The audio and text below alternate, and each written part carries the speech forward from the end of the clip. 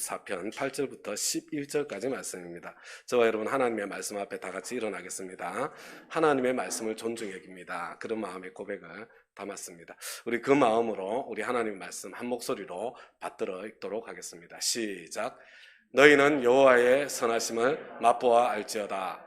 그에게 피하는 자는 복이 있도다. 너희 성도들아 여호와를 경외하라. 그를 경외하는 자에게는 부족함이 없도다.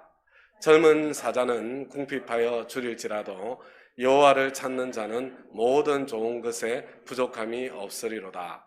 너희 자녀들아 와서 내 말을 들으라. 내가 여호와를 경외하는 법을 너희에게 가르치리로다. 아멘.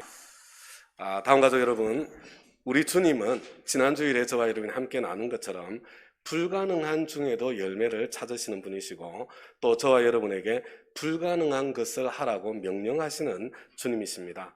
열매 맺을 수 없는 불가능한 상황 속에서 열매를 맺으려면 먼저 믿음의 말을 할 줄 알아야 됩니다. 말을 고쳐야 됩니다. 안 된다, 못한다, 늘 그렇게 말하는 사람은, 안 될 이유를 먼저 생각하고 말하는 사람은 시도조차 할 수 없기 때문에 그렇습니다. 하나님께서 일하실 기회조차 드리지 않게 되기 때문에 그렇습니다. 먼저 저와 여러분의 말이 고쳐져야 행동이 변하고 또 삶도 변하게 됩니다. 그때 하나님께서 일하실 수 있는 기회가 저와 여러분의 인생 가운데 찾아오게 되는 것입니다. 우리 교회는 새해 들어 새벽마다 요한복음 말씀을 묵상하며 우리 함께 기도하고 있는데 지난주 중에 오병이어의 기적을 함께 묵상을 했습니다. 광야 빈들에 남자만 5,000명, 2만 명은 좋게 될 법한 그런 수많은 사람들이 모여 있는데 너희가 가서 먹을 것을 주어라. 여러분 이게 말이 됩니까? 안 됩니까? 이게 가능한 일입니까? 불가능한 일입니까? 이건 말 안 되는 겁니다. 이게 불가능한 일입니다. 우리 주님께서는 불가능한 일을 명령하시는 주님이십니다. 빌립은 먼저 계산을 했습니다. 200데나리온의 떡을 사도 조금씩밖에 나누어 줄 수 없는데 당장에 200데나리온의 돈은 어디에서 구하며 또 실제로 200데나리온의 돈이 있다고 하더라도 이 광야에서 갑자기 2만 명이나 되는 사람들이 먹을 그런 빵을, 그런 식사를 어디에서 살 수 있다는 말입니까? 그러니까 빌립은 꼼짝도 하지 않습니다. 왜냐하면 해보나 마나 그것은 불가능한 일이기 때문에 그렇습니다. 그러나 안드레는 즉시 행동에 옮겨서 보리빵 5개와 물고기 2마리를 가진 어린아이 하나를 찾았습니다. 그 많은 사람에게 어린아이의 도시락 하나가 무슨 소용이 있겠습니까? 그러나 그것은 안드레가 할 수 있는 최선의 믿음의 응답이었습니다. 안드레는 자기가 할 수 있는 최선을 다한 것입니다. 그리고 바로 그 자리에서 하나님의 기적의 역사가 펼쳐지고 시작되는 것을 보게 되는 것입니다. 불가능해 보이는 일에 하나님께서 저와 여러분을 초대하실 때 믿음의 말을 하며 내가 할 수 있는 최선만 다하면 여러분 나머지 부족한 부분은 그것이 아무리 크다고 하더라도 하나님께서 채워주십니다. 전능하신 하나님을 경험으로 알게 되는 그런 통로가 열리게 될 것입니다. 어떤 상황을 만나든지 안 될 이유를 먼저 찾지 마시고 안 될 것이 뻔해 보인다고 하더라도 한번 시도는 해보는 그런 우리 다운 교회의 문화가 될 수 있기를 바랍니다. 그런 저와 여러분의 삶의 발걸음이 될 수 있기를 우리 주님의 이름으로 축원합니다. 우리 오늘 본문의 말씀은 시편 34편입니다. 이 시편 34편은 다른 시편과 달리 어떤 상황에 쓰여진 시인지 그 상황에 대한 설명이 붙어 있습니다. 여러분이 성경을 열어서 시편 34편을 펼쳐보면 다윗이 아비멜렉 앞에서 미친 채 하다가 쫓겨나서 지은 시, 이렇게 표제가 붙어 있습니다. 사울이라는 절대 권력이 다윗을 죽여 없애려고 지금 추적을 하고 있습니다. 절대 권력이 죽이려는 그런 상황은 상상하기 힘든 그런 고통의 상황입니다. 이스라엘 안에서는 더 이상 피할 곳이 없습니다. 놉 땅의 제사장들은 다윗이 사울을 피해 도망다니고 있다는 것을 알지도 모르는 상태에서 다윗을 도와주었는데도 불구하고 그 일가족 제사장 70여 명이 몰살을 당하는 그런 비극을 맞이하고 말았습니다. 그런 위협 속에서는 다윗을 도와줄 수 있는 사람이 한 사람도 없습니다. 다윗의 가족들조차도 언제 희생을 당할지 모르는 그런 위험한 위급한 상황입니다. 다윗은 아무 데도 갈 곳이 없습니다. 그래서 결국은 자기가 쳐 죽였던 이 골리앗의 나라, 골리앗의 고향 땅, 블레셋 가드 땅으로 피신하게 되었습니다. 얼마나 갈 곳이 없었으면 그 땅으로 도망을 가게 되었겠습니까? 아비멜렉 왕 앞에 서게 되었습니다. 그런데 그 신하 중에 누군가가 다윗을 알아보게 된 것입니다. 이 사람이 골리앗을 쳐 죽인 바로 그 사람이라는 것을 알게 된 것입니다. 절체절명의 위기의 상황이었습니다. 도망갈 곳이 없는 사면초가의 위기 상황이었습니다. 아마 다윗은 마음속에 절박하게 하나님 앞에 간절히 살려달라고 기도했을 것입니다. 그때 순간적인 지혜로 다윗은 침을 질질 흘리면서 미친 사람 행세를 시작합니다. 감사하게도 아비멜렉이 거기에 쏘가 넘어가 준 거예요. 그렇게 구사일생으로 생명을 건졌습니다. 여호와의 선하심을 맛보아 알게 된 것입니다. 다윗은 여호와께 피했고 살아계신 하나님께서 그를 건져주시는 그런 은총과 은혜를 경험하게 된 것입니다. 여러분, 오늘 본문의 말씀 시편 34편 8절과 9절 저와 여러분 함께 한번 다시 읽어보도록 하겠습니다. 시작. 너희는 여호와의 선하심을 맛보아 알지어다. 그에게 피하는 자는 복이 있도다. 너희 성도들아 여호와를 경외하라. 그를 경외하는 자에게는 부족함이 없도다. 다윗은 저와 여러분에게 자신이 경험한 그 여호와의 선하심을 저와 여러분도 맛보아 알기를, 너희는 여호와의 선하심을 맛보아 알지어다, 이렇게 말하면서 그에게 피하는 자는 복이 있도다 이렇게 선언한 후에, 그리고 바로 이어서 9절에서 여호와를 경외하라. 그를 경외하는 자에게는 부족함이 없도다. 저에게는 이 9절 말씀이 특별한 은혜가 되었습니다. 여러분, 제가 제일 좋아하는 성경 말씀 중에 하나가 시편 23편입니다.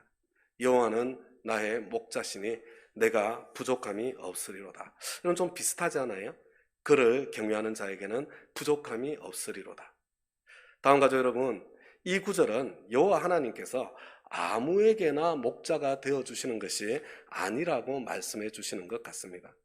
여호와 하나님께서는 당신을 경외하는 사람에게 목자가 되어주시고 여호와 경외하는 사람에게는 부족함 없이 해주신다는 그런 말씀으로 들려졌습니다. 다윗은 지금 이렇게 고백하고 있는 것입니다. 너희는 여호와의 선하심을 맛보아 알아라. 어떤 사람이 여호와의 선하심을 맛보아 알게 되는 줄 아니? 여호와를 경외하는 삶을 살 때, 그때 여호와의 선하심을 맛보아 알게 되는 거야. 여호와를 경외하는 사람에게는 여호와 하나님께서 목자가 되어 주십니다. 그에게는 부족함이 없습니다. 여호와의 선하심을 맛보아 알고 누리게 되는 것입니다. 한 장 넘겨서 말라기 4장 2절 말씀, 저와 여러분이 너무나 잘 아는 말씀이죠. 우리 말씀 함께 한번 읽어보겠습니다. 시작. 그러나 내 이름을 경외하는 너희에게는 의로운 해가 떠올라서 치료하는 광선을 발할 것이니 너희는 외양간에서 풀려난 송아지처럼 뛰어다닐 것이다. 이 성경 별로 안 읽은 사람들도 많이 알고 있는 성경 구절입니다. 제가 목회를 하면서 가장 안타까운 것 중에 하나가, 여러분, 우리 성도들이, 신자들이 병에 걸리면 주로 이 말씀을 붙잡고 기도를 해요. 그런데 이 약속의 말씀의 뒷부분만 붙잡고 기도를 한다는 것입니다. 외양간에서 풀려난 송아지같이 뛰리라. 치료하는 광선을 비추어 주시리라. 그런데 다음 가족 여러분, 이 성경 말씀은 언약서입니다. 성경 말씀은 계약서예요. 여러분, 이 계약에는요, 약속에는 언제나 내가 할 도리가 있고 그리고 상대방이 할 도리가 있는 것입니다. 여러분, 이 치유의 약속은 아무에게나 주시는 약속이 아닙니다. 여호와를 경외하는 사람에게만 주시는 약속입니다. 나는 여호와를 경외하는 삶을 살고 있지도 않으면서 하나님 나를 고쳐주세요. 왜 안 고쳐주세요? 이러실 수가 있습니까? 여러분, 하나님 앞에 아무리 따져봐야 소용없는 겁니다. 여호와를 경외하면 하나님께서 목자가 되어주시고 그래서 부족함이 없고 여호와의 선하심을 맛보아 알게 되고 여호와 라파, 치유의 하나님, 그 하나님도 경험하고 누리게 되는 것입니다. 다음 가족 여러분, 이것이 전부가 아닙니다. 성경에 경외라는 단어가 얼마나 많이 등장하는지, 하나님을 경외할 때 받는 축복이 얼마나 크고 많은지 성경에 얼마나 많이 열거되어 있는지 모릅니다. 다 같이 그 중에 성경 말씀 몇 절만 함께 읽어보도록 하겠습니다. 우리 잠언 14장 26절 27절 함께 한번 읽겠습니다. 시작. 주님을 경외하면 강한 믿음이 생기고 그 자식들에게도 피난처가 생긴다. 주님을 경외하는 것이 생명의 셈이니 죽음의 그물에서 벗어나게 한다. 우리 한 장 넘겨서 잠언 19장 22장 말씀 성경 구절만 읽겠습니다. 시작. 주님을 경외하며 살면 생명을 얻는다. 그는 만족스러운 생활을 하며 재앙을 만나지 않는다. 겸손한 사람과 주님을 경외하는 사람이 받을 보상은 재산과 영예와 장수이다. 우리 또 넘겼어요. 시편 111편 145편 함께 읽겠습니다. 시작. 주님을 경외하는 것이 지혜의 근본이다. 주님의 계명을 지키는 사람은 바른 깨달음을 얻으니 영원토록 주님을 찬양할 것이다. 주님은 당신을 경외하는 사람의 소원을 이루어 주시고 그들의 부르짖는 소리를 듣고 구원해 주신다. 우리 이사야서 33장 6절 말씀 우리 함께 읽겠습니다. 시작. 너의 시대에 평안함이 있으며 구원과 지혜와 지식이 풍성할 것이니 여호와를 경외함이 너의 법이니라. 하나님을 경외하면 죽을 상황에서 생명을 건지게 되고 자식들이 잘 되고 재앙을 피하게 되고 만족스러운 생활을 하게 되고 내 능력보다 더 큰 재산과 영예와 장수를 누리게 되고 기도 응답을 풍성히 경험하고 누리게 됩니다. 여호와를 경외함이 저와 여러분의 보배입니다. 여러분, 그러니까 저와 여러분에게 정말로 중요한 게 뭐겠어요? 도대체 여호와를 경외한다는 것이 무엇인가? 이게 중요한 거예요. 어떻게 사는 것이 여호와를 경외하는 삶이겠습니까? 저와 여러분은 지금 여호와 하나님을 경외하는 삶을 살고 있는 것이 맞습니까? 이 오늘 본문의 말씀, 여러분 시편 34편 우리 11절까지 읽었잖아요. 계속해서 이어지는 말씀 우리 14절까지 한번 읽어보도록 하겠습니다. 시작. 너희 자녀들아 와서 내 말을 들으라. 내가 여호와를 경외하는 법을 너희에게 가르치리로다. 생명을 사모하고 연수를 사랑하며 복받기를 원하는 사람이 누구뇨? 내 혀를 악에서 금하며 내 입술을 거짓말에서 금할지어다. 악을 버리고 선을 행하며 화평을 찾아 딸을 지어다. 여러분, 이게 무슨 뜻이에요? 내가 여호와 경외하는 게 뭔지 가르쳐 줄게. 지금 그렇게 이야기하는 겁니다. 여호와를 경외하면 생명의 축복, 장수의 축복, 하늘복, 땅의 복을 받아 누리는 축복이 임하는데 여호와를 경외한다는 것이 무엇이라고 지금 말씀해 주고 있습니까? 우리 13절 말씀을 함께 한 번 더 읽어보겠습니다. 시작. 내 혀를 악에서 금하며 내 입술을 거짓말에서 금할지어다. 다음과 같이 여러분, 여호와 경외하는 삶의 첫 번째가 뭐냐면 혀를 지키는 것입니다. 입술을 지키는 것입니다. 여러분, 말을 고치는 것입니다.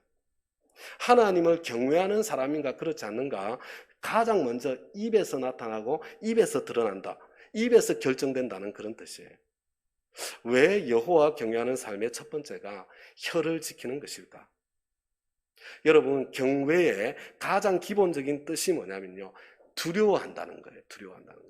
근데 이것은 깡패를 두려워하는 것처럼 그렇게 무서워하는 것이 아니라 여러분, 존경하고 사랑하는 사람을 만나면 그분 앞에서 조심스러운 마음이 생기지 않습니까? 여러분, 바로 그 조심스러운 마음, 그 마음이 경외하는 마음입니다. 왜 혀를 지키는 것, 입술을 고치는 것이 하나님을 경외하는 삶의 첫 번째인가? 여러분, 그것은요, 하나님께서 가장 싫어하시는 것과 관련이 있는 거예요. 우리 한 장 넘겨서 잠언 6장 16절부터 19절까지 말씀을 함께 한번 읽어보겠습니다. 시작. 주님께서 미워하시는 것, 주님께서 싫어하시는 것이 67가지이다.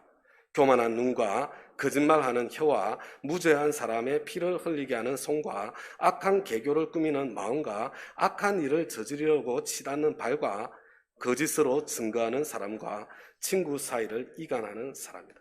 여러분, 하나님께서 미워하시는 것, 전능자가 싫어하시는 것, 여러분 지금 하나님께서 싫어하시는 것 7가지가 열거되어 있습니다.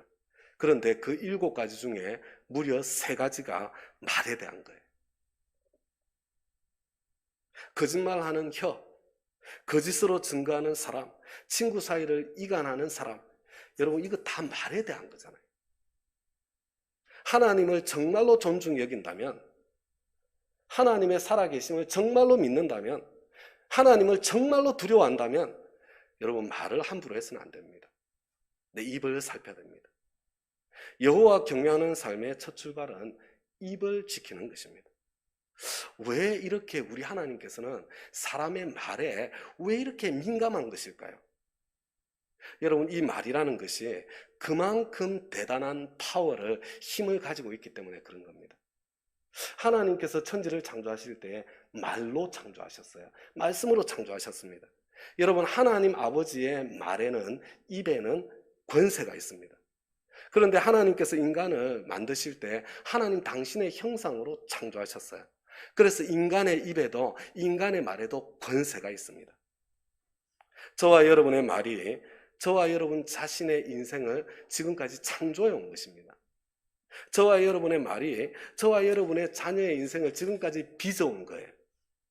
저와 여러분의 현재 모습, 지금까지 내 입에서 쏟아져 나온 말의 결과다, 이렇게 해도 거의 틀리지 않습니다. 여러분, 이보다 더 끔찍한 것은요, 마태복음 12장 36절과 37절 말씀을 보니까 예수님께서 저와 여러분에게 경고하시는 말씀이 있어요. 우리 다 같이 한번 읽어보겠습니다. 시작. 내가 너희에게 말한다. 사람들은 심판날에 자기가 말한 온갖 쓸데없는 말을 해명해야 할 것이다. 너는 내가 한 말로 무죄 선고를 받기도 하고 유죄 선고를 받기도 할 것이다. 저와 여러분의 말은 저와 여러분의 이 땅에서의 인생, 저와 여러분의 자녀의 이 땅에서의 인생만 결정하는 게 아니에요. 저와 여러분이 이 세상을 떠나고 난 뒤에 하나님의 심판대 앞에 서게 될 그날의 운명도 저와 여러분의 말에 달려있다고 지금 말씀해 주고 있는 겁니다. 다음 가족 여러분, 말 함부로 하시면 안 됩니다. 하나님께서 저와 여러분을 심판하실 때 저와 여러분의 말대로 심판하실 것입니다. 다른 사람에 대해서 독하고 잔인한 날카로운 비난의 말을 쏟아내시는 분들이 있습니다. 독하고 잔인한 비난의 댓글로 인해서 자살까지 하는 사람이 적지 않은 그런 시대를 저와 여러분이 살고 있습니다. 긍휼을 베푸는 사람에게는 긍휼 있는 심판이 있을 것이고, 긍휼을 베풀지 않는 사람에게는, 독한 말을 쏟아내는 사람에게는 긍휼 없는 하나님의 심판이 있을 것입니다. 하나님께서는 내 말과 똑같은 잣대로 나를 심판하시는 그 자리에 서게 될 거예요. 우리 교회는 그런 분들이 안 계실 것이라고 믿지만, 혹시라도 거짓말까지 지어내어서 안 그래도 고달프고 불쌍하고 힘든 사람의 인생을 더 비참하게 만드신 분들 혹시 이 자리에 계시지는 않습니까? 여러분, 내가 약간 비틀면 거짓말 되거든요. 거짓말 해가지고 다른 사람 눈에 피눈물을 흐르게 한 그런 일이 있으시다면 여러분, 하나님 앞에 가시기 전에, 이 세상 떠나시기 전에 철저하게 회개하시고 이 세상을 떠나시기 바랍니다. 한 사람이 영적으로 얼마나 성숙한 사람인가, 여러분, 그 사람의 말을 들어보면 거기에 나타나는 것입니다. 교회를 얼마나 오래 다녔느냐, 얼마나 종교 활동에 열심히 있느냐, 무슨 신비한 은사 능력을 가지고 있느냐, 성경을 얼마나 많이 아느냐, 여러분, 이것은 그 사람의 진짜 신앙의 실력을 보여주는 것이 아닙니다. 여러분, 그 사람의 말을 들어보면 이 사람의 신앙의 실력이 금방 들통나게 되어 있는 거예요. 종교 활동은 탁월한데 믿음의 말이 아니라 불신의 말을 더 많이 하는 그런 분들이 있습니다. 축복의 말이 아니라 저주의 말, 격려의 말이 아니라 비난의 말, 긍정의 말이 아니라 부정적인 말, 소망의 말이 아니라 비관적인 절망의 말, 감사의 말이 아니라 불평, 근심, 걱정, 염려의 말, 인정의 말이 아니라 무시의 말, 칭찬의 말이 아니라 깎아내리는 말, 험담의 말을 더 많이 하는 그런 분들이 교회 안에 있습니다. 여러분, 아무리 종교생활이 열심이고 탁월하다고 하더라도 영적으로는 갓난아이요 어린아이에 불과한 사람들입니다. 옳은 소리 바른 소리 잘하는 것 같은데 언제나 비판적이고 부정적이고 냉소와 불평과 원망이 가득한 분들이 있습니다. 세상적으로는 실력이 있는지 몰라도 하나님 앞에서는 영적으로 갓난아이, 어린아이입니다. 근데 여러분, 그런 분들 인생을 한번 가만히 들여다보세요. 인생 잘 안 풀립니다. 자기 인생에 부정적인 그림자가 드리워져 있는 것을 보게 됩니다. 닭이 먼저일까요? 계란이 먼저일까요? 여러분, 형편이 어려워서 말이 부정적이고 거친 것이겠습니까? 아니면 반대겠습니까? 여러분, 성경적으로 보면 형편이 어려워서 부정적인 말을 하는 것이 아니라 부정적인 말의 열매로 삶이 꼬이게 된 것입니다. 다음 가족 여러분, 비판적인 사람을 보면 똑똑한 것처럼 보이죠? 어리석은 사람입니다. 비판은 양날의 칼이어서 먼저 자기 자신과 자신의 가장 소중한 사람들, 가족들이 그 칼날에 먼저 희생을 당하고 있기 때문에 어리석은 것입니다. 근심, 걱정, 염려, 불신의 말이 가득한 분들이 있습니다. 하나님께서 아무리 좋은 것을 많이 주셔도 그런 분들은 이미 주신 것조차도 제대로 누릴 수가 없는 사람들입니다. 영적으로 갓난아이, 어린아이들의 가장 큰 특징입니다. 다음 가족 여러분, 영적으로 성장하면 말이 달라지는 것입니다. 사랑의 원자탄 손양원 목사님, 잘 아시는 분이잖아요. 1984년 여수 순천 사건 와중에 두 아들이 순교하는 순교의 소식을 듣게 됩니다. 당시 손 목사님은 애양원 교회에서 기도를 하고 있었다고 하는데요. 그 기도하고 있던 중에 두 아들의 순교 소식을 들은 거예요. 이 갑작스러운 소식을 듣고 난 뒤에 그 자리에서 하나님께 이런 기도를 올려드렸다고 합니다. 하나님, 뜻이 계셔서 제 두 아들을 불러가신 것으로 믿고 감사합니다. 하나님, 제 두 아들을 죽인 그 사람, 그의 생명을 보존해 주십시오. 제가 가서 전도하겠습니다. 그가 그대로 지옥에 가도록 내버려 두어서는 안 됩니다. 하나님, 저에게 그 사람을 사랑할 수 있는 마음을 주옵소서. 그리고 아들의 장례식장에서 손영호 목사님은 답사로 이런 감사의 기도를 올려드렸다고 합니다. 첫째, 나 같은 죄인의 혈통에서 순교의 자식들이 나오게 하셨으니 하나님 감사합니다. 둘째, 허다한 많은 성도 중에 어찌 이런 보배들을 주께서 하필 내게 맡겨주셨는지 그 점 또한 주님 감사합니다. 셋째, 삼남 삼녀 중에서도 가장 아름다운 두 아들 장자와 차자를 바치게 된 나의 축복을 하나님 감사합니다. 넷째, 한 아들의 순교도 귀하다 하거늘 하물며 두 아들의 순교이려 하나님 감사합니다. 다섯째, 예수 믿다가 누워 죽는 것도 큰 복이라 하거늘 하물며 전도하다가 총살 순교 당함이리요 하나님 감사합니다. 여섯째, 미국 유학 가려고 준비하던 내 아들 미국보다 더 좋은 천국에 갔으니 내 마음 안심이 되어 하나님 감사합니다. 일곱째, 나의 사랑하는 두 아들을 총살한 원수를 회개시켜 내 아들 삼고자 하는 사랑의 마음 주신 하나님 감사합니다. 여덟째, 내 두 아들의 순교로 말미암아 무수한 천국의 아들들이 생길 것이 믿어지니 우리 하나님 감사합니다. 아홉째, 이 같은 역경 중에서도 이상 8가지 진리와 하나님 사랑을 찾는 기쁜 마음, 여유 있는 마음을 주신 우리 주 예수 그리스도께 감사합니다. 실제로 여러분, 우리나라가 여수 순천이 제일 예수 믿는 사람이 많은 동네라는 거 아세요? 장례 예배는 눈물 바다를 이루었습니다.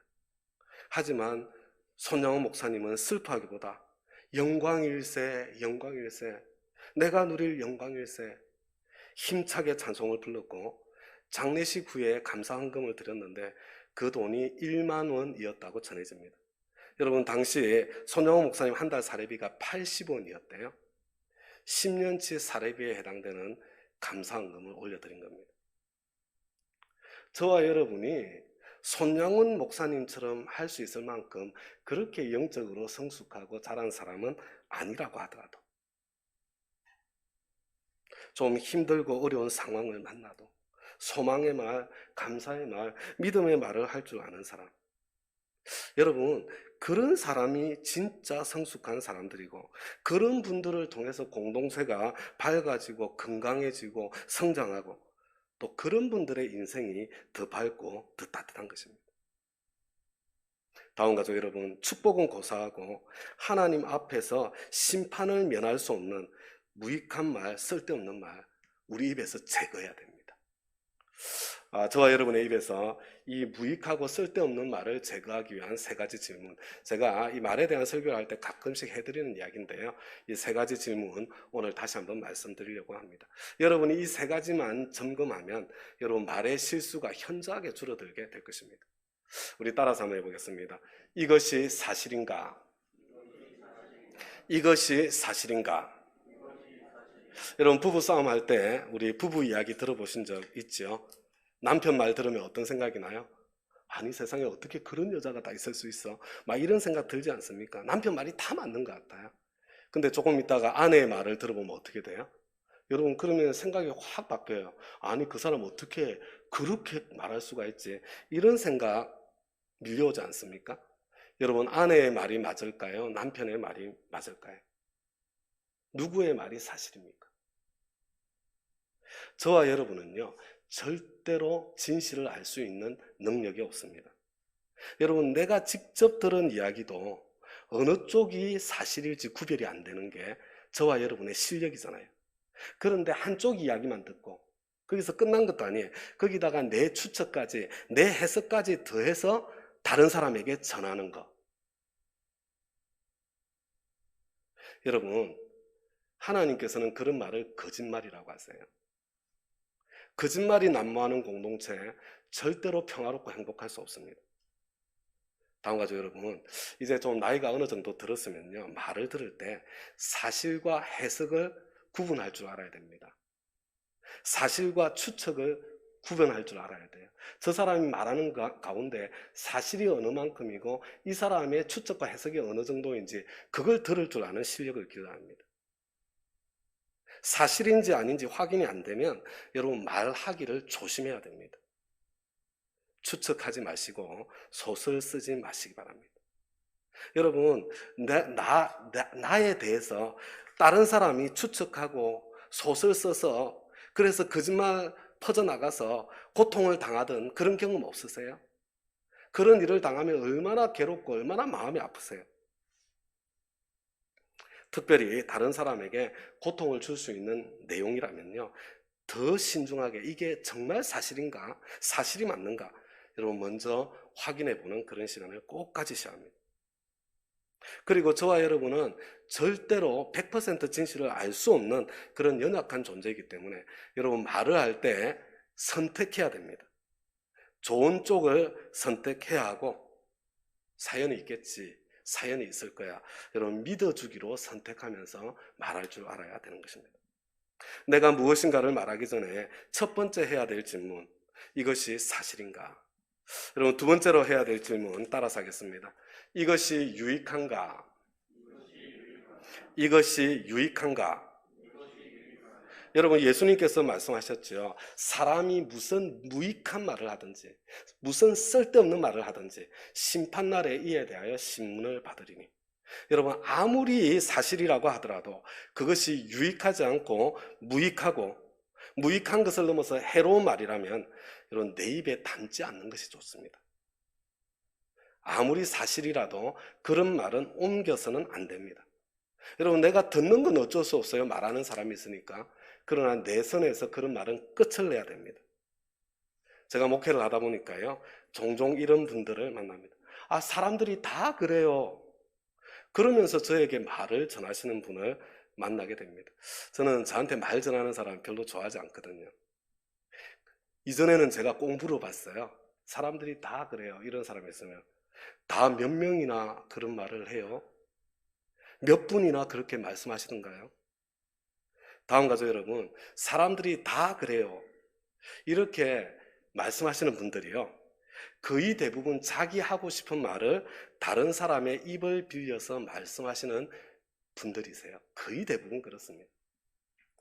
사람들이 이런 말을 해요. 그러면 사람들 몇 명이 그런 말을 할까요? 두 사람이에요, 두 사람. 말한 사람 자기하고요. 말한 그 사람, 나한테 말한 그 사람하고 나하고 두 사람. 사람들이 다 이런 말을 해요. 그럼 몇 사람이에요? 세 사람 아니면 네 사람입니다. 그죠? 두 사람한테 들었거나 세 사람한테 들었는데 내 생각하고 같거든. 자기까지 포함해서 세 사람 아니면 네 사람. 사람들이 다 그래요. 여러분, 얼마나 웃기는 이야기입니까?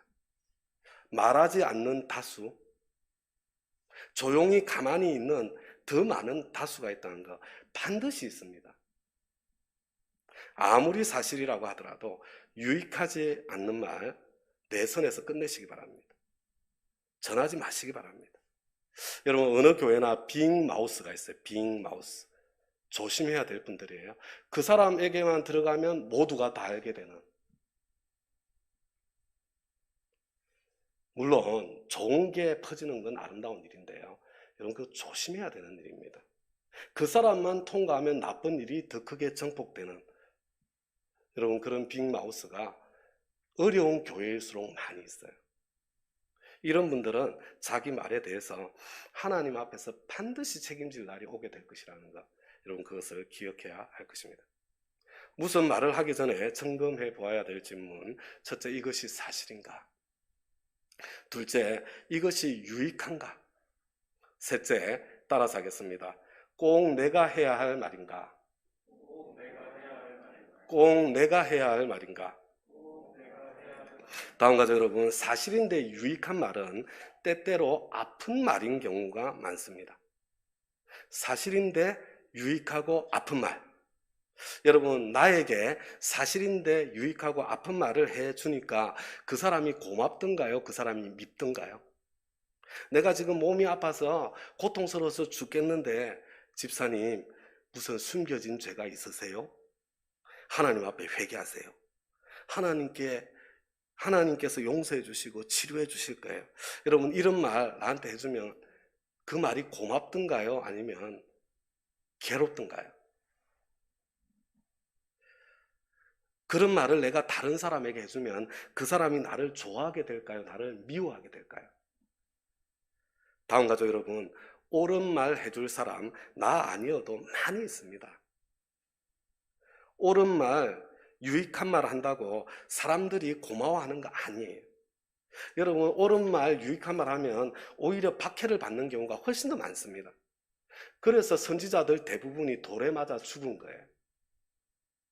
하나님께서 꼭 그 말 하라고 하시면 지금 네가 해야 될 말이야. 네가 꼭 해.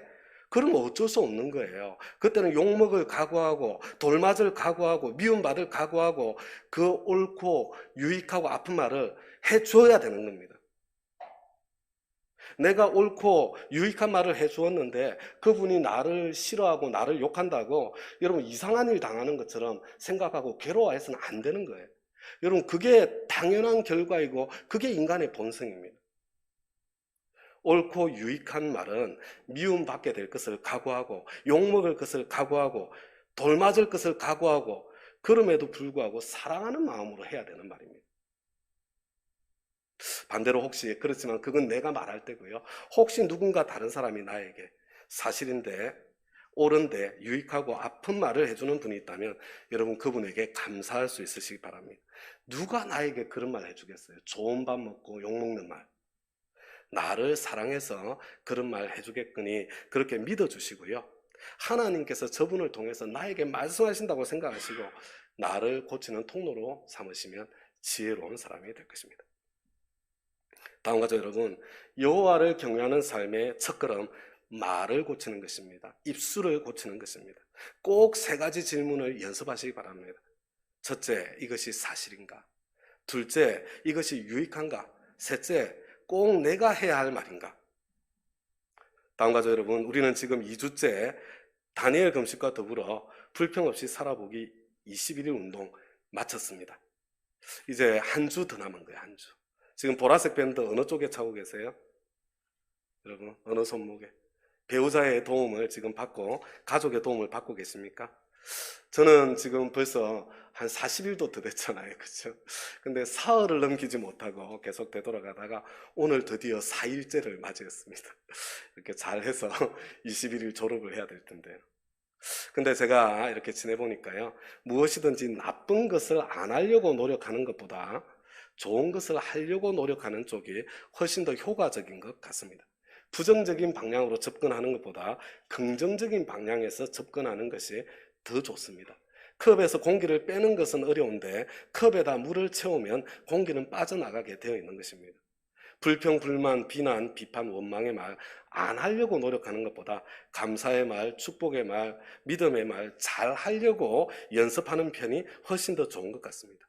불평 없이 살아보기 21일 표현은 부정적으로 되어 있지만 그러나 긍정적인 방향에서 더욱더 적극적으로 계속 힘써 참여해 주시기를 부탁드립니다. 다음 주일이면 21일은 다 끝납니다. 그렇지만 이 불평 없이 살아보기 21일은 성공할 때까지 21일을 한쪽 팔목에 끼고 있을 수 있을 때까지 금년 내내 계속해 나갈 수 있기를 부탁을 드립니다. 그런데 다음 가족 여러분, 하나님의 축복과 기적은 우리의 말에 달렸는데 근데 우리의 말은 언제나 마음에 달려 있더라는 거예요. 내 입에서 나오는 말은 언제나 내 마음에 가득한 것이 내 입으로 나오게 되어 있다는 것. 여러분, 마음을 고치지 않으면 입도 바뀌지 않는다는 것. 지금은 그것을 좀 돌아보았으면 좋겠습니다. 그래서 새해를 맞이하는 1월에 우리가 다니엘 금식을 하면서 먼저 미디어 금식을 하고 있지 않습니까? 여러분, 내 마음속에 세상을 지금 틀어내고 세상을 비우고 있는 거예요. 이게 말과 관련되어 있는 겁니다. 우리 다니엘 금식하면서 미디어 절제하면서 하루에 10장씩 성경 읽기 하고 있지 않습니까? 여러분, 우리 마음에 지금 하나님의 말씀으로 채우고 있는 그런 과정입니다. 여러분, 우리 창세기부터 룻기까지 총 몇 장인지 아세요? 창세기부터 룻기까지 총 236장이에요. 하루에 10장씩 읽으면 며칠 걸립니까? 24일 걸려요. 여러분, 다니엘 금식은 21일인데 제가 24일 분량으로 끊어 놓은 거예요. 왜냐하면 다니엘 금식 끝났다고 그냥 성경 읽기 중단하지 마시고 며칠 더 읽으시면서 그 분량 마무리하고 내친 김에 구약 성경 전체, 내친 김에 신구약 1도 2021년에 한번 할 수 있게 되기를 바라는 마음입니다. 교회 우리 다니엘 금식 성경 통독 노트가 비치되어 있습니다. 한 장 넘겨주시겠어요? 이게 성경 통독 노트를 펼쳐가지고 펼쳐보신 분들은 아마 저 내용이 첫 페이지를 넘기면 있다는 것을 알 것입니다. 다니엘 금식 기간 성경 읽기 이렇게 합니다. 근데 그 제일 앞에 이제 성경을 5 이 분량으로 나누어 나왔거든요. 한 장 넘겨주시기 바랍니다. 성경 전체를 5 분량으로 나누었는데요. 신약 성경이 총 260장이에요. 창세기 룻기가 236장, 사무엘에서 느헤미야까지가 200장, 욥기에서 아가까지가 243장, 그리고 이사야서부터 말라기까지가 250장이에요. 자, 신약 성경 하루에 10장씩 읽으면 며칠 걸려요? 26일 걸려요. 26일. 그죠? 창세부터 룻기까지 며칠 걸린다고요? 하루에 10장씩 읽으면 24일 걸리죠. 사무엘부터 느헤미야까지는요. 그거는 20일에 끝나요. 하루빨리. 욥기부터 시편, 잠언, 전도서, 아가까지 25일 걸립니다. 이사야서부터 말라기까지는 며칠이요? 마찬가지로 25일이 걸리죠. 여러분, 하루에 10장씩 읽으면 뭐 어쩌다가 너무 주일날 너무 바빠서 못 읽을 때 있잖아요. 그죠? 그러니까 이 분량이요. 하루에 10장씩 읽으면 한 달에 끝낼 수 있는 분량이에요. 자, 하루에 5장씩 읽으면 얼마나 걸릴까요? 그러면 자, 10장씩 읽으면 5달이면 끝나요. 하루에 5장씩 읽으면 얼마나 걸려요? 2달에 한 권씩 이렇게 쓸 수 있고요. 10개월이면 신구약을 일독할 수 있는 그런 분량이 되는 겁니다. 그러니까 여러분, 어떻게 쓰든지 한 달에 한 권 쓰든지 2달에 한 권 쓰든지 이 공책 5권을 쓰면 신구약을 통독하게 되는 겁니다. 자, 그러면 하루에 5장씩 읽는 정도, 10장은 조금 부대끼더라고요. 저도 그 정도는 할 수 있겠습니까? 할 수 있지 않겠어요? 그죠? 할 수 있습니다. 못한다고 생각하면 시작도 못해요. 할 수 있다고 생각하면 시작은 한번 해볼 수 있지 않습니까? 한번 2021년 새해를 이렇게 맞이하면서 금년에 신구약 일독 한번 하겠다. 그냥 읽는 것이 아니라 거기다가 매 장마다 마음에 와닿은 한 절, 5절이 마음에 와닿아도요, 옮겨 쓸 때는 한 절만 옮겨 쓰시는 거예요. 네, 한번 해보겠다. 여러분, 그 끝까지 하면 우리 신앙위원회에서 선물도 준비하고 있어요. 그렇게 한번 끝까지 해볼 수 있게 되기를 부탁드립니다. 자, 오늘 마지막으로 시편 34편 11절부터 14절까지 말씀 한 번 더 읽어보도록 하겠습니다. 시작. 너희 자녀들아, 와서 내 말을 들으라. 내가 여호와를 경외하는 법을 너희에게 가르치리로다. 생명을 사모하고 연수를 사랑하며 복받기를 원하는 사람이 누구뇨? 내 혀를 악에서 금하며 내 입술을 거짓말에서 금할지어다. 악을 버리고 선을 행하며 화평을 찾아 따를지어다. 여러분, 여호와 경외하는 법 두 번째와 세 번째가 뭡니까? 여호와 경외하는 법 두 번째는요, 악을 버리고 선을 행하는 것입니다. 하나님을 존중하고 하나님을 두려워하기 때문에 사람의 눈이 아니라 하나님의 눈이 무서워서 악을 피하고 선을 행하는 사람, 아무도 보는 사람이 없어도 악을 피하고 선을 행하는 사람, 이게 두 번째고요. 여호와를 경외하는 법 세 번째는 화평을 찾아 따르는 것, 분열이 아니라 화평하게 하는 자리에 그런 통로로 서는 것이 여호와 경외하는 삶입니다. 화평케 하는 자는 복이 있나니 저희가 하나님의 아들이라 일컬음을 받을 것이며, 온유한 자는 복이 있나니 저희가 땅을 기업으로 받을 것이며. 여러분, 기억나세요? 하나님을 경외하는 법 세 번째는 예수님 닮은 온유한 성품으로 분열이 아니라 언제나 평화의 통로가 되기를 힘쓰는 삶이요, 하나님께서는 그런 사람을 땅의 축복으로, 땅을 기업으로 주신다고 그랬잖아요. 마음껏 축복해 주시는 것입니다. 근데 여러분, 이것 또한 말에 달려 있지 않습니까? 다음 가족 여러분, 여호와를 경외하는 삶의 첫걸음은 말을 고치는 것입니다. 무익한 말, 죄의 말, 불평, 불만, 원망, 비난, 비판의 말 내 입에서 이렇게 제거하고요, 믿음의 말, 축복의 말, 감사의 말, 우리 계속해서 연초에 시작한 걸 우리 연말까지 계속 밀고 나갈 수 있기를 부탁드립니다. 이를 위해서 우리의 마음에서 세상을 비우고 우리의 마음을 하나님의 말씀으로 채우는 노력을 계속해서 기울여 나갈 수 있기를 바랍니다. 이제 우리 다 함께 자리에서 일어나셨어요? 할 수 있다 하시니는 우리 금년에 이제 마지막 부르는 거예요. 다 같이 한 번 더 찬송하겠습니다.